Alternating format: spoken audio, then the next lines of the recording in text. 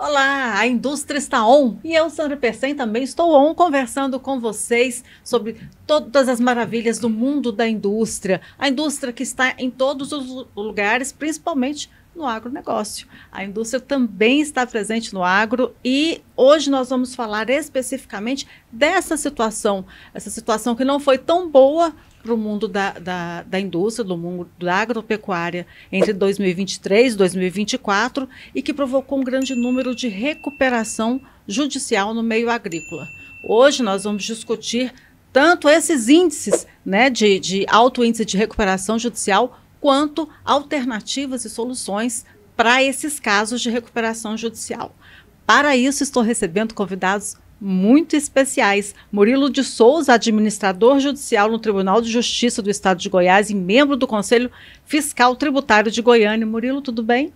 Um prazer, bom dia. Obrigado aí pelo convite. Estamos aqui à disposição para esclarecer, para informar o produtor rural do que ele é possível dentro do contexto dele, que é o agronegócio. Alegria nossa poder contar com seus conhecimentos.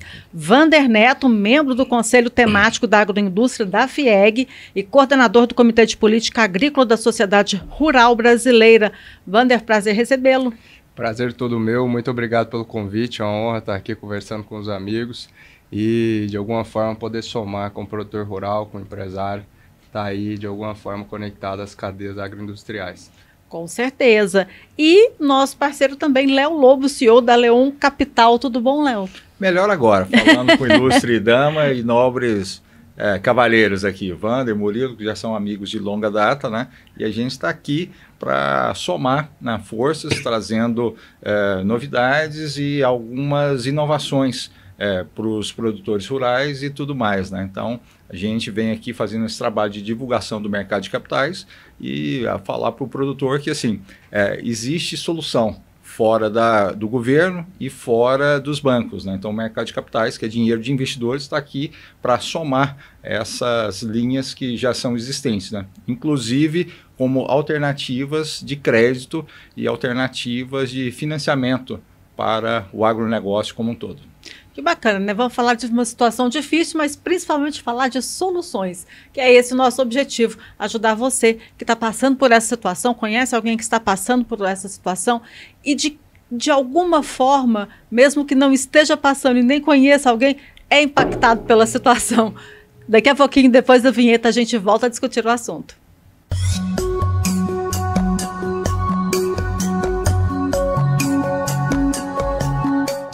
A indústria está on e eu, Sandra Percem, também estou on conversando com você e nossos convidados. Murilo de Souza, administrador judicial do Tribunal de Justiça e membro do Conselho Fiscal Tributário de Goiânia. Vander Neto, membro do Conselho Temático da Agroindústria da FIEG, coordenador do Comitê de Política Agrícola da Sociedade Rural Brasileira. E Léo Lobo, CEO da Leon Capital. Assunto de hoje: recuperação judicial no meio agrícola. Eu queria ouvir de vocês que fatores que provocaram essa situação, esse alto número de recuperação judicial no meio agrícola. Pois bem, primeiramente a safra em si, ela deu uma reduzida.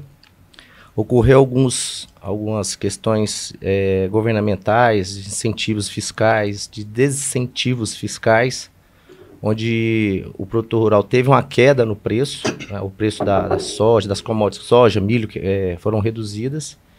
E junto com isso, o produtor perdeu a sua rentabilidade, né. Os créditos foram reduzidos também, junto com isso, é tudo concomitante, é uma cadeia. A única coisa que conseguiu acompanhar isso foram os insumos, que eles reduziram também. Ainda bem, né, que se o insumo ficasse muito alto, aí o problema era muito maior. E o produtor rural se viu possibilidade da lei, né, da recuperação judicial, existiu uma reforma na lei da recuperação judicial, a 11.101, e com essa reforma ela foi inserida a possibilidade do produtor rural pleitear a recuperação judicial, que antigamente não era possível. Então, com essa reforma que teve nessa lei, possibilitou o produtor rural. Inclusive, aquele produtor rural que é CPF, normalmente o produtor rural, ele faz um trabalho no CPF dele, não tem um CNPJ, ele pode buscar isso, tem uns requisitos, ele tem que ter há mais de 2 anos de atividade rural, né? Normalmente eles têm muito mais do que isso, mas busca-se tem que buscar, como se fosse um CNPJ, que ele adquiriria um CNPJ para poder buscar essa recuperação judicial. Então, assim, a própria lei foi benéfica para poder realmente acontecer esse momento. Então, só para a gente entender, esse alto número de recuperação judicial pode ser considerado um avanço, então, por conta da legislação, porque se eles não tivessem esse direito, eles passariam pela mesma situação complicada, difícil e sem muitas alternativas, seria isso? Sim, mesmo porque antigamente já se buscava esse tipo de benefício pela lei através de uma decisão judicial. Era uma coisa meio que forçada, pedir um juiz para poder exercer esse poder de legislador. Aí o legislador entendeu que realmente é viável, é possível, e aí eles realmente inseriram o produtor rural na lei de recuperação judicial. E quais as consequências que podem surgir, né, dessa onda de recuperações judiciais para a indústria, para o agro e para a economia de uma forma geral? As consequências, mais uma vez, é uma cadeia, né? Porque existem credores, bancos, fornecedores, pessoas que estão ligadas direta e indiretamente, né, como os colaboradores, né, funcionários. Então essa cadeia toda vai ser impactada, porque vai haver uma nova renegociação daquelas dívidas, elas serão colocadas todas, vamos dizer, dentro de um pote, dividir em classes, e nessa divisão de classes promove-se uma assembleia, e essa assembleia vai aprovar ou não o plano de recuperação judicial. O que é um efeito imediato para o produtor rural? É que ele vai deixar de cumprir com essas obrigações a princípio. Aí ele é obrigado a ter essa recuperação dentro do plano de recuperação judicial. Ele tem que expor como é que ele vai restabelecer o negócio dele, né? Só que aí as execuções vão cessar, as execuções, alguns tipos de constrições patrimoniais poderão ser cessadas, né? Logicamente dentro daquele parâmetro onde a lei atribui, né? O Estado nunca deixa de perder, né? Ele só ganha. Então, por exemplo, um dos requisitos, se ele estiver devendo só impostos, que é muito pouco, que normalmente o produtor rural não deve impostos, ele deve mais a fornecedores e bancos, aí sim, aí ele pode cumprir esses requisitos para poder pleitear essa recuperação judicial. Vamos lá, então qual que seria, que alternativa, qual seriam as primeiras orientações para esse produtor rural? Esse produtor rural, como ele pode saber que ele tem acesso, se ele tem direito, se ele pode pleitear? Quais as orientações, no caso a FIEG também, que dá para esse produtor rural? Como é feita essa orientação? Eu queria que vocês prestassem essa informação para a pessoa que está ouvindo e está falando assim, gente, espera aí, opa, acho que pode ser meu caso. Sandra, então, aproveitando o ensejo, eu acho que toda crise, toda dificuldade tem uma oportunidade que está ali colocada, né? Como que eu considero a questão da recuperação judicial? Então, vamos supor que é uma luta de boxe, e ali a pessoa tomou um golpe, né? E o juiz abriu contagem.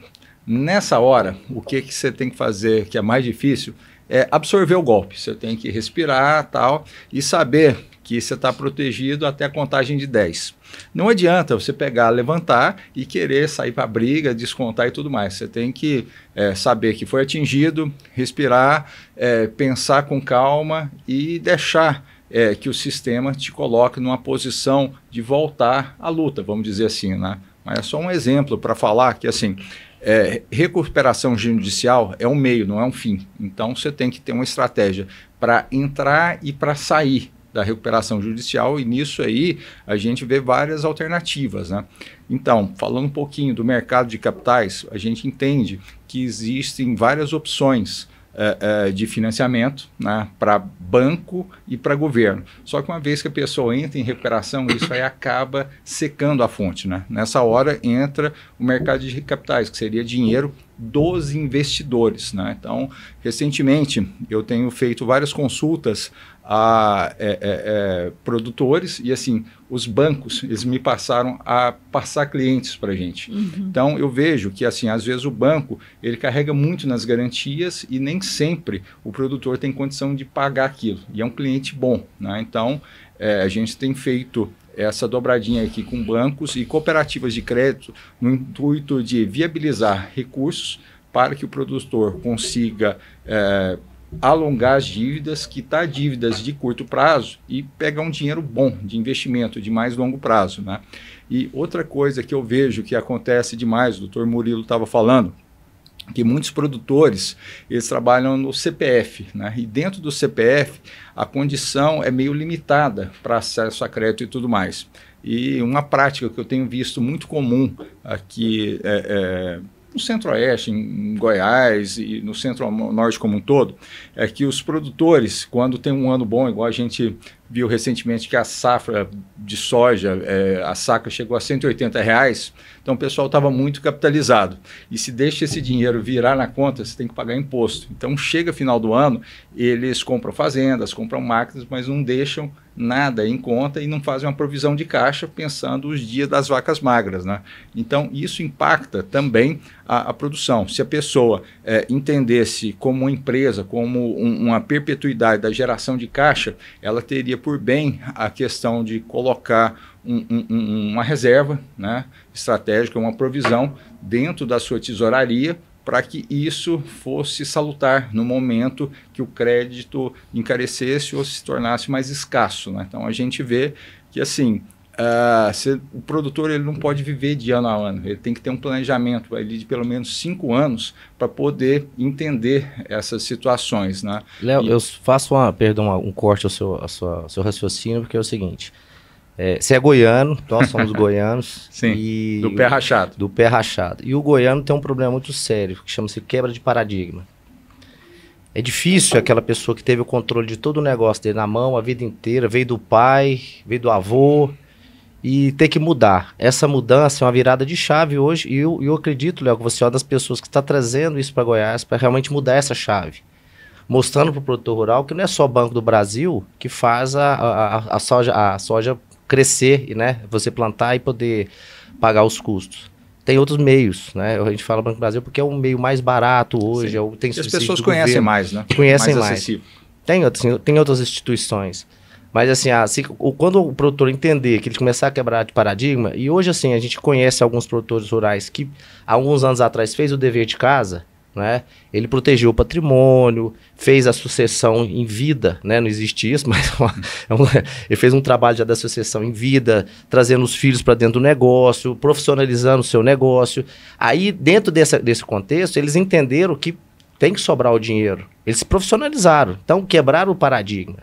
O produtor rural, se ele não quebrar esse paradigma, vai continuar do mesmo jeito. Ele devendo, ele entra em recuperação, ele vai falir um dia, aí o problema é muito maior. Aí a recuperação não resolve, né? Quando nós vamos analisar as raízes, Sandra, dessa crise, vamos dizer assim, mas é uma realidade, muita gente não está gostando de chamar de crise, também acho que não necessariamente é uma crise generalizada do setor, porque essa situação toda decorre de uma má gestão financeira. E trabalhos como o que o Léo faz são essenciais para a gente profissionalizar a etapa, o elo que falta de todo o sistema agroindustrial, que é o da porteira para dentro. Mas profissionalizar em que aspecto, já que eles são tão bons para produzirem? Bom para produzir a lavoura, a soja, o milho, o sorgo, o gado também. Isso a gente passou por uma profissionalização que permitiu o Brasil sair de importador para exportador de alimentos. Mas quando nós vamos analisar o cenário atual, decorreu de 2 fatores fundamentais. Primeiro, uma situação climática decorrida do fenômeno do El Niño, que acarretou em uma perca de produtividade nessa safra 23-24. Mas que não foi tão grave assim e foram em algumas regiões pontuais. E a segunda é um derretimento expressivo dos preços das principais commodities, soja, milho e a arroba do boi. Então, quando nós entendemos que boa parte dessa produção não estava sendo travada por um sentimento, uma expectativa positiva de alta, onde há 2 anos estava com aquele sentimento generalizado de que a soja vai bater R$200 e ninguém mais travava preço, que é uma ferramenta financeira que em uma estrutura... Pelo menos o custo, né, Wander? Você tem que segurar o custo e arriscar com a margem que está livre ali, uma né? operação hedge. Fazer um hedge, você tem que redear. Margem é margem, né? Então você pode trabalhar ela com uma margem grande, você tem sobra. A margem pequena você segura. Exatamente. Né? Tendo os custos pagos. E quando nós vemos alguns grupos grandes, como o SLC, é fácil achar no Google aí, basta pesquisar, onde um CEO da SLC comentou, eu prefiro crescer 20% ao ano, mas com uma segurança, uma previsibilidade, do que ficar nessa loucura do vai e vem. Um ano eu ganho uma margem gigante, mas no outro eu estou exposto a um risco também muito grandioso. Como o Murilo muito bem comentou, os insumos corrigiram o preço, que estavam muito elevados, mas não foi numa correção tão grande como o da Saco, do produto agrícola, que entra numa discussão também dentro do cenário de recuperação judicial, se é bem de capital ou não, que vai entrar na discussão se aquilo ali fica protegido ou não dentro da recuperação, pelo Instituto da Recuperação Judicial. Eu, particularmente, comprei uma briga com essa venda indiscriminada da RJ para o produtor rural, porque eu entendo que muitas vezes foi vendido por colegas nossos, advogados, de forma indevida, sem uma análise econômico-financeira. Sim. Antes, sendo que a raiz do problema não é jurídica, é uma raiz financeira. Então, exatamente. Não importa fazer o uso de um instituto legítimo, onde houve uma atualização legislativa devidamente apropriado no tempo certo para garantir esse direito que a jurisprudência já vinha garantido para o produtor rural, mas que, se usado indevidamente, vai levar o produtor rural à falência. E como é esse usar indevidamente? É sem um planejamento financeiro adequado. Que entra aí. Bom, onde o Léo entra aí para ajudar. Obrigado, pessoal, por vocês levantarem a bola aí, mas deixa eu falar a respeito de mudanças de paradigmas, né? Falar a respeito de CPR. Então, CPR, Cédula de Produto Rural, é uma coisa que existe no Brasil há mais ou menos 20 anos, não é novidade assim para ninguém. Só que muitas vezes esse título privado não tinha lugar para ser descontado e tudo mais. Em 2021 surgiu a lei dos FIAGROS, que é semelhante à lei dos fundos imobiliários, né? Só para dar uma noção aqui para vocês, você pega os fundos imobiliários, hoje no Brasil tem cerca de 800 fundos imobiliários, né? E o PIB, a representação do imobiliário no PIB é coisa de 6%. Então, fica esse número aí, 6% do PIB para 800 fundos, né? Quando você pega no agro, que é 30%, 35%, né, você pega os fundos de agro no Brasil, não chega a 50%. Né, e na última safra, a gente teve cerca de 900 bilhões de reais que estavam destinados a custeio da produção. Os investidores do mercado privado, eles estão loucos para entrar nesse mercado e, assim, a melhor forma de custear o produtor é através de CPRs. Só que a CPR, muitas vezes as pessoas não têm conhecimento de como funciona e tudo mais, né? Mas te dá uma questão que nós já temos CPRs rodando aqui e o que chama atenção? A CPR, a fazenda não fica em garantia. Meio que, assim, isso aí já muda completamente, porque não é uma operação de crédito, é uma operação de dívida. Então, quando você estrutura uma dívida, uma CPR, você arbitra as suas condições comerciais e o fundo, via mercado, B3, compra essa dívida.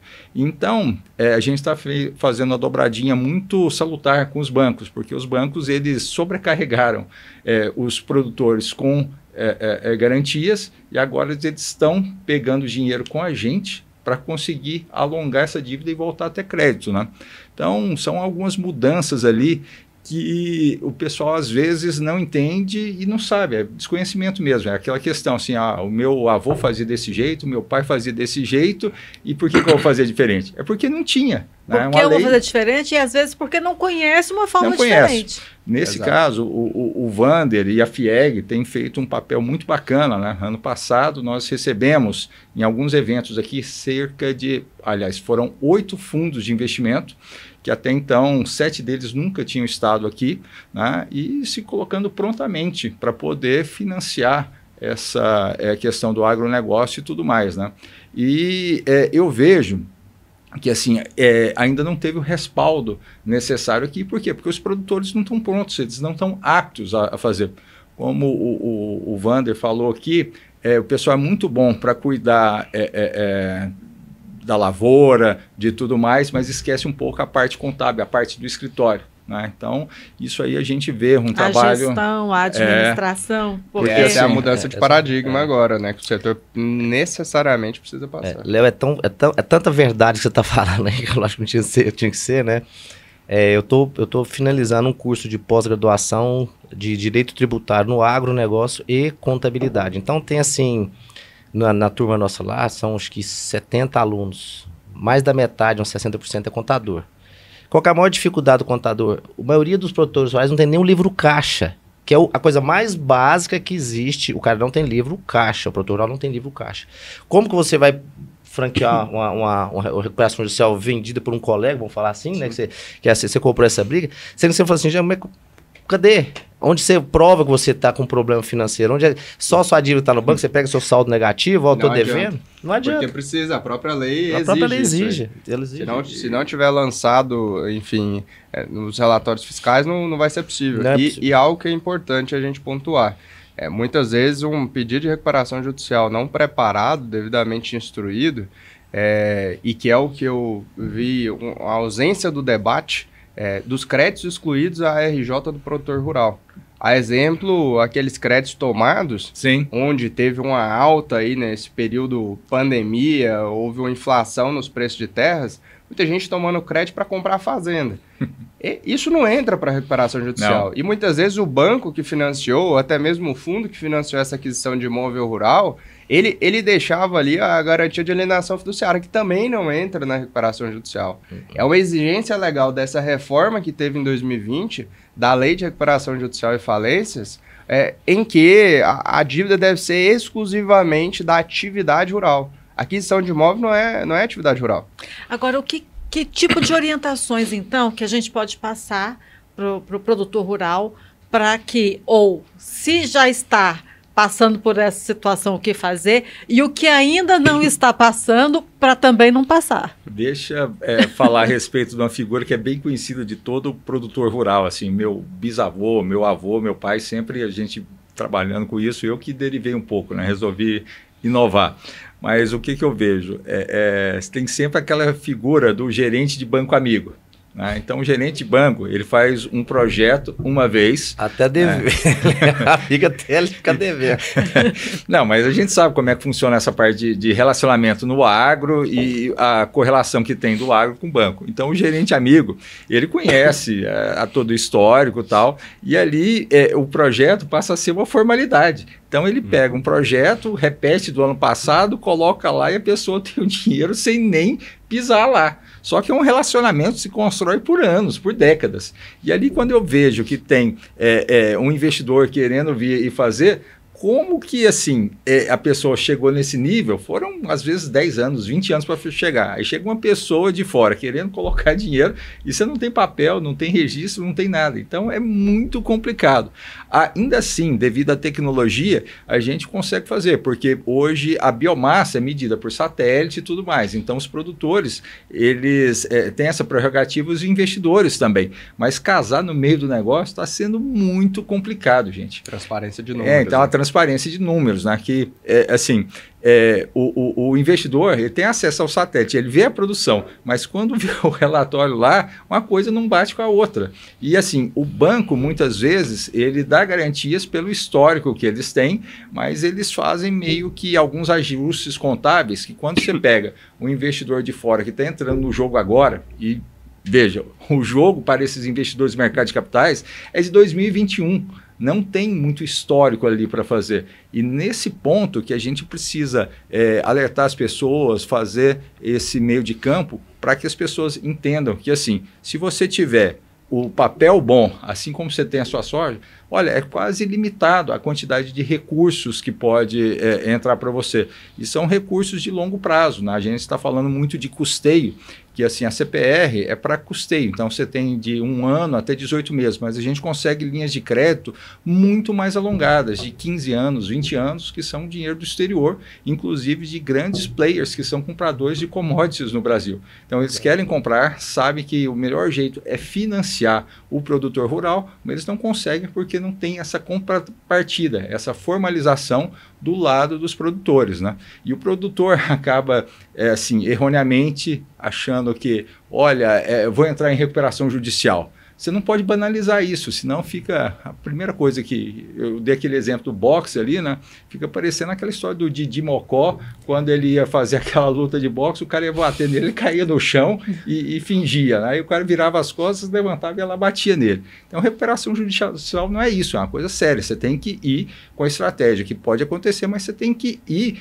com as suas pernas e firme para poder derrotar o adversário, o oponente, né? Até porque se der errado, a outra alternativa é a falência, né? A liquidação dos bens. E é o que o pessoal não conta. Ou você vai sair da tempestade ou você vai falir. E esse debate ele é necessário. Dentro dessas alternativas, muitas vezes nós discutimos. Mês passado, eu estava em um evento em Rio Verde, organizado no Sindicato Rural, teve a presença do presidente da Comigo, e aí trazendo essa questão do ato cooperativo. A dívida que ele tomou ali na compra de insumos com a cooperativa também não entra na recuperação judicial.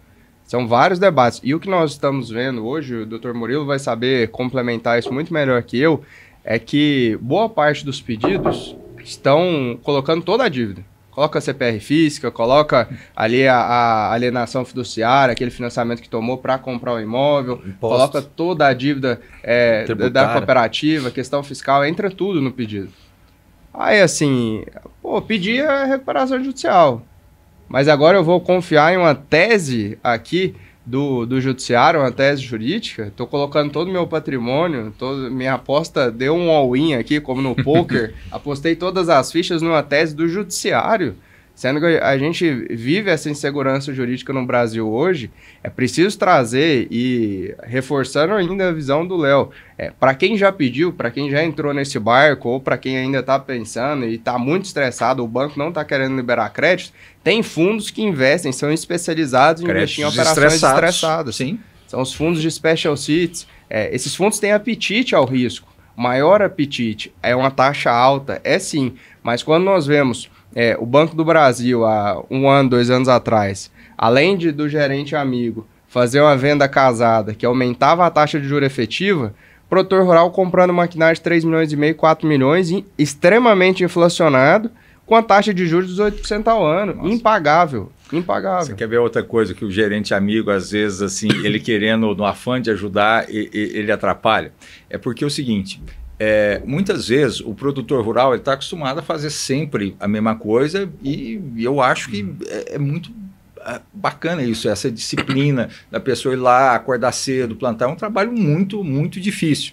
Só que o que acontece? Ele acaba não vendo todo, porque as propriedades rurais como um todo subiram muito, a terra subiu muito de preço.